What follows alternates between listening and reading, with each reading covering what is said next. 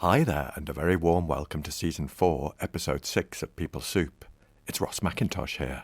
P-Soupers, thanks for tuning in. This week it's another cuppa soup with me called Getting Curious. I want to build upon last week's episode called Perspectacles and really consider how we can get curious about how other people experience the workplace.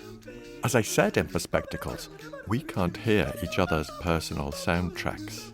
We don't know what it's like for them in the workplace, and I'm going to draw upon some evidence from psychologist Sarah Bonner and an organisation called Blueprint for All. PeopleSoup is an award-winning podcast where we share evidence-based behavioural science and psychology in a way that's practical, accessible and fun to nourish your mind to flourish at work. Let's have a quick scoot over to the news desk. Reviews are in for last week's cuppa soup, Perspectacles. On Twitter, Rachel Lee said, "Really enjoyed this, Ross. Loved the way you demonstrated the idea of the internal soundtrack with the experiential exercise. I'm looking forward to using this idea in our DBT skills group." Rachel went on to say, "Thought it was a really clever way of talking about others' perspectives and the influence of our experiences and culture by using..."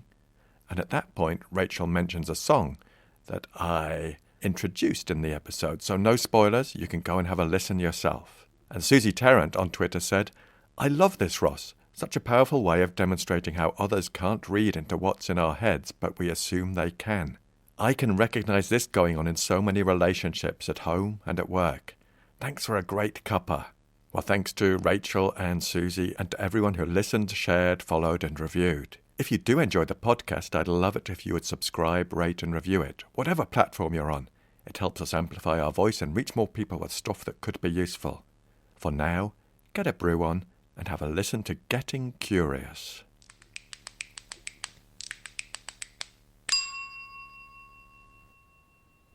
So, P-Soupers, Sarah Bonner was one of our most popular guests in Season 2. She came on the show to present her research which explored the lived experience of black women in the creative industries. And this outstanding research was called Tapping into Black Magic. Sarah identified two main themes in her data, empowerment and disempowerment, and I'm particularly interested today in the four themes that sit under disempowerment. Let's go over to Sarah to hear more about them.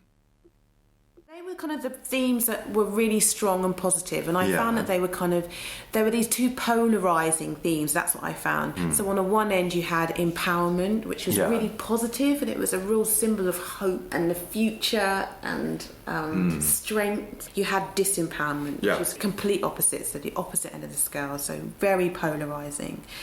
And what we found from the research was that four things were happening. The women's experience could be clustered into four sub-themes. The first sub-theme was kind of this idea of being hyper-visible and being invisible simultaneously. So one girl was talking about how her skin was really loud. She said, "My skin is loud enough, I don't want to do anything else to draw attention to myself." So what you were finding that the women were self-limiting. So what they were doing is they weren't speaking out when they needed to because they didn't want to be too visible, because they were very visible for the wrong reasons. So their clothes, their hair, if there was some kind of cultural issue, something about black music or a riot or something that was culturally specific to them, suddenly they were very visible. People wanted to talk to them about it. They wanted to comment on it. They wanted to kind of see them at this kind of very kind of top line level. But when it came to them being recognised and visible for their creative ability, their professionalism, their intelligence, they were massively overlooked. Then we talked about aggressions, the kind of aggressions that the women were experiencing. So there was overt aggression, like the story I told you before. And then there were the microaggressions, which are things like, "Can I touch your hair?" That's a big one. It's a big no-no.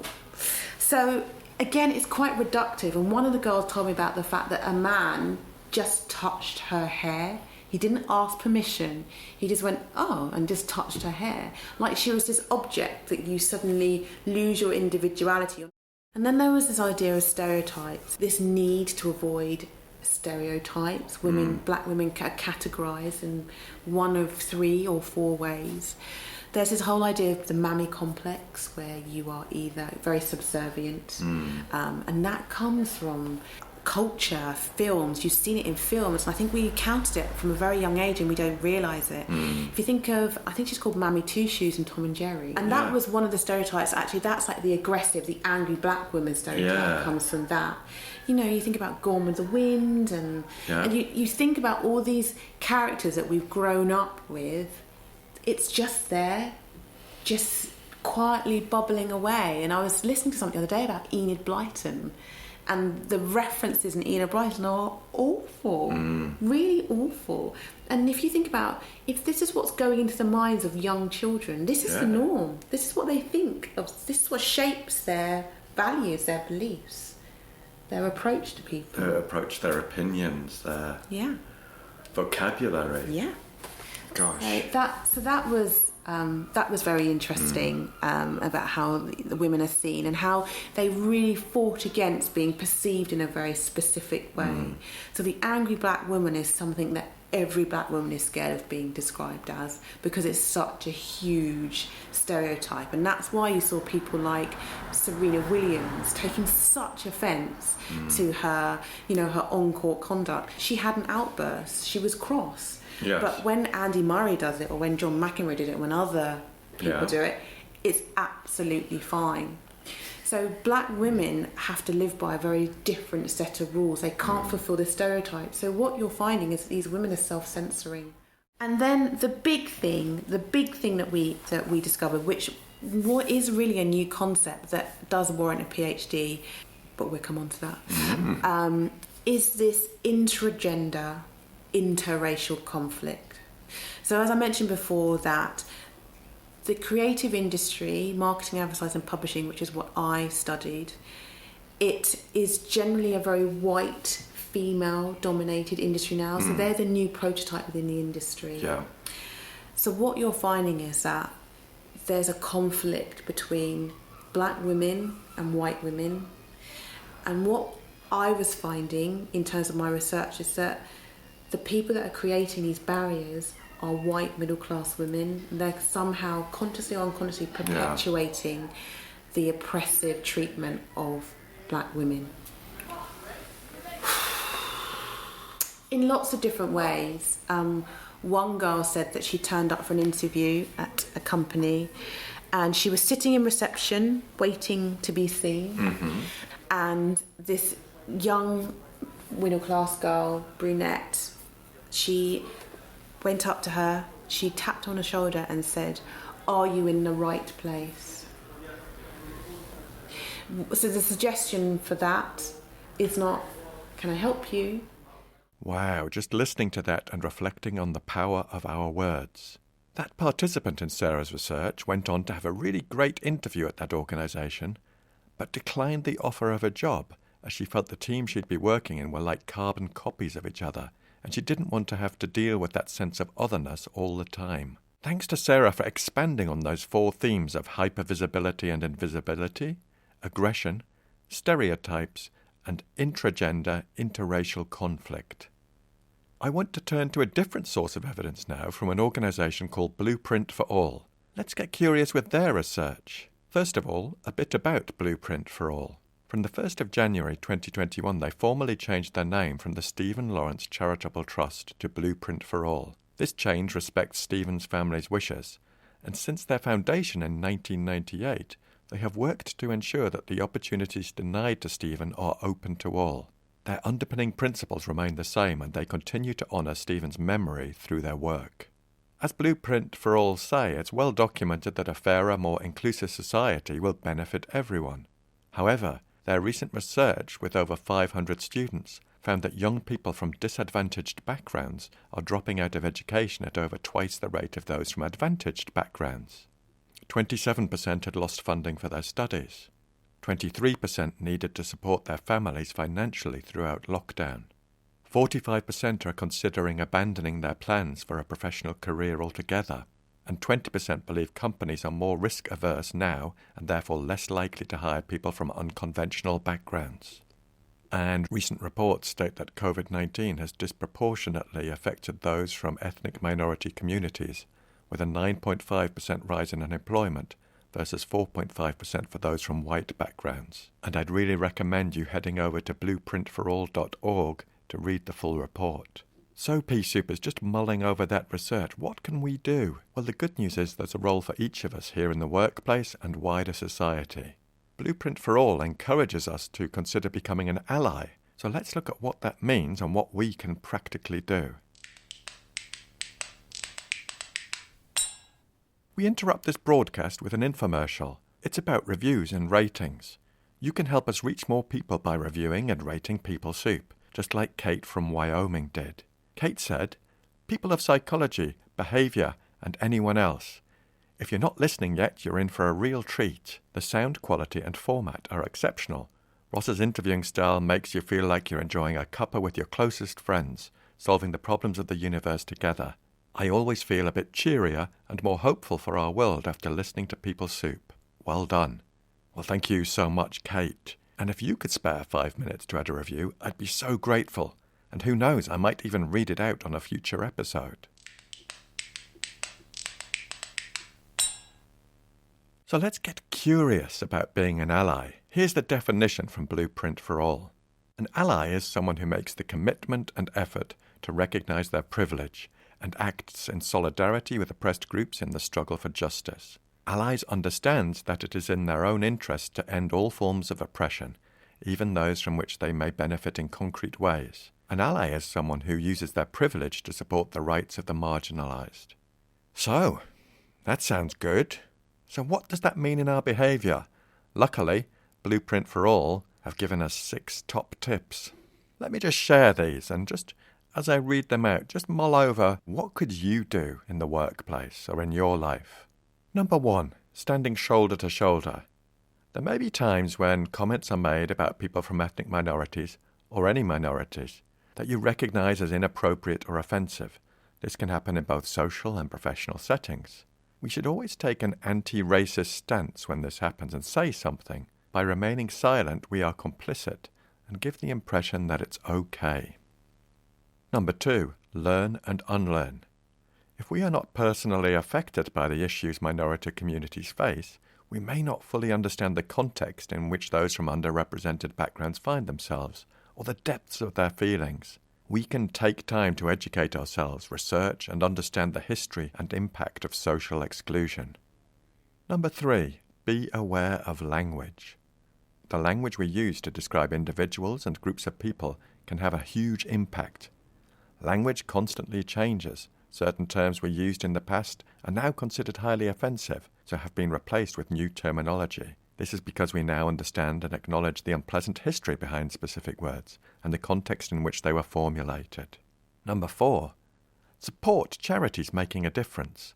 There are many small charities and community groups throughout the UK doing incredible work to support inclusion. We should all actively back them. Often small charities are excluded from corporate giving if their turnover is under a certain threshold. Did you know you can ask your employer if you can include a grassroots charity supporting disadvantaged communities in your payroll giving, at fundraising events, or as your corporate charity of the year? Number 5, support minority-owned businesses. There are significant incongruities when it comes to the support of minority-owned businesses, which have also been disproportionately hit by the coronavirus pandemic. According to The Guardian, black-owned businesses are 47% less likely to get approval for business loans than white counterparts. And number 6, keep the momentum going. There will likely be a lot of noise in the media around the anniversary of George Floyd's death. However, make sure your commitment to being an ally is something that you can continuously strive for. To do this effectively, diversify your media intake and those you follow on social media channels. Amplify their voice by sharing their content with your social media audiences. So, PeopleSoupers, if you're anything like me, that list might leave you feeling a little bit uncomfortable. Feeling like, oh gosh, I'm not really taking action, I'm not doing enough. So what could we do right now? What could we do to start or build upon our level of allyship? And finally, I'd like to go back to that point about learning and unlearning. We don't know the experience of another human being in the workplace. We don't know their inner soundtrack, their inner work song. And it will surely be different from our own. So how can we ask? Let's go back to my chat with Sarah Bonner. I think for me that's what it is. It's about individuality. We're all different. No one can be reduced to a racial group, a gender group, etc., etc. Exactly. Let's start bringing a bit of respect and curiosity. Yes. If you don't know what the perspective of another person is like in the workplace, I think it's okay to ask. Yes. Is it not? It really is okay to ask. And I think we spend so much time trying to be polite about it. But, don't just ask the black person, ask everybody for their opinion on whatever it is that you think that you want to know about. But and try and find out more. If you're not sure, ask the question. If you don't know about someone's cultural heritage or you don't know about their religious beliefs, ask them, because it's better to ask and learn than make some silly comment. Like one girl from the study said that she was wearing a headscarf at work one day, and a young girl who was quite sheltered, had a quite sheltered upbringing, said to her, "I love your Rastafarian vibe today." She was thinking, where on earth has that come from? Oh, gosh. I'm just wearing a headscarf. Yeah. Why is that a Rastafarian vibe? So it's just silly things like that the intent, there was no malice in the intent, but it's probably no malice, but it's just lazy thinking. It's lazy thinking, and it shows that how they've absorbed these ridiculous, I'm not saying Rastafarianism is ridiculous, but they've absorbed stereotypes that they associate with black people, so therefore, and then you think about probably what the main stereotypes are associated with that, then you're at the point where this is what you think about black people. So I called this episode Getting Curious. How can we explore each other's work songs, that internal soundtrack? Often we'll get embarrassed about how to start the conversation, or be worried we'll say the wrong thing and cause offence. And all that means we never start the conversation and the inequalities persist. So here's an idea from me, PeopleSoupers. But if you have other ways of starting the conversation, please do share them, and I'll add them to the show notes for this episode. Here's my suggestion for a conversation opener. I'm curious about how you experience this workplace. Would you be willing to share? Or, what's it like to be you in this workplace? I know that the PeopleSoup hive mind will have views and lots of ideas, so let's share them here to help kick off those conversations. Could you commit to one of those conversations this week? PeopleSoupers, that's it. Getting Curious is in the bag. If you like this episode of the podcast, could I invite you to share it with one other person? I'm really keen to spread the behavioural science with more people. Of course, a subscription, follow, rating, or review are also very much appreciated. The show notes for this episode are at rossmcintosh.co.uk, and that includes links to a few different platforms. I love to hear from you, and you can get in touch at peoplesoup.pod@gmail.com. On Twitter, we are at PeopleSoupPod. On the Instagram at people.soup. And on Facebook, we are at PeopleSoupPod. Thanks to Andy Glenn for his spoon magic and Alex Engelberg for his vocals, and to you for listening. Look after yourselves, PeopleSoupers, and bye for now. I'm curious about how you experience this workplace. Would you be willing to share? Or, what's it like to be you in this workplace?